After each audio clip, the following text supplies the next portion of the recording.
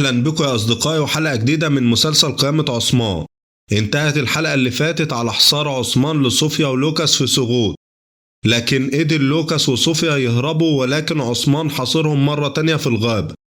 وشفنا في الإعلان بقاء لوكاس وصوفيا على قيد الحياة وعودتهم إلى القلعة مرة تانية. إذا مين هيجي ينقذ الاتنين في الغابة؟ الحلقة اللي فاتت يا أصدقائي كانت حلقة قوية فعلا، كنا في حالة فضول كبير حتى اللحظة الأخيرة على مين هيخون ومين هيقع في الفخ. ومع ذلك اتضح ان خطة السيد عثمان كانت مثالية جدا.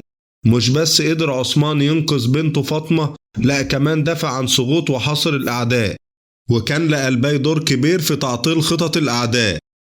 فبعد محاصرة صوفيا ولوكاس في سقوط هتكون معركة كبيرة كما هو متوقع، وهيهربوا من ساحة المعركة، لكن عثمان مش هيسيبهم يهربوا بسهولة. علشان كده شفنا في الإعلان عثمان وهو بيطارد صوفيا ولوكاس في الغابة، وفعلا هيحاصر عثمان الأعداء في الغابة.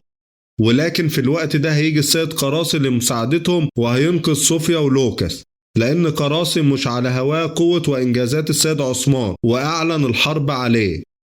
ظهر كمان في الإعلان ظهور قراصي مع لوكاس وصوفيا في الغابة، وده يدل على إن السيد قراصي هيجي وينقذ صوفيا ولوكاس في الغابة من مطاردة السيد عثمان. بكده نكون وصلنا لنهاية الفيديو، نشوفكم في فيديو جديد إن شاء الله.